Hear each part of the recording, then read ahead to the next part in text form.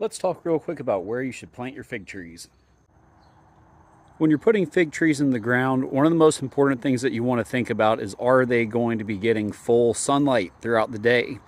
So if we look over this way, we can see that's where the sun is rising. It's going to trace a path across the sky and then set back down basically opposite of where my shadow is.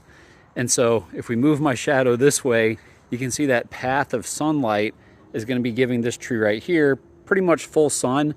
Once it starts to sink down in the sky behind those trees, sure, you're going to have a little bit of shade, but it's getting plenty of sunlight throughout the day. If we look back this way, we can actually see that this tree right here is blocking a little bit of that morning light from these two trees right here. Not that big of a deal because they're still getting a decent amount of filtered light. And as the seasons change, where the sun is rising in the sky is also going to change.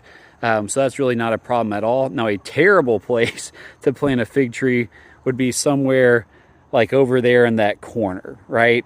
Because in the morning, all these trees are going to be blocking out sunlight. And then as the sun's starting to go lower in the sky, this tree line right here would be blocking out sunlight from it. And if your trees are not getting adequate light, they're never going to make any fruit. So we look at this tree right here, which has really surprised me with the amount of fruit that it's been putting out. But here we are almost in early September, and we've got all these figlets forming.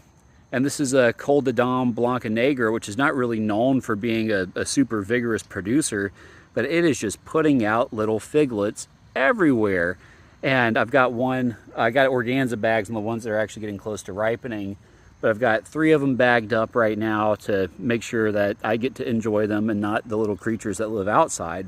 But yeah, I'm very, very happy with the placement on this tree, and it really seems like the tree is happy as well.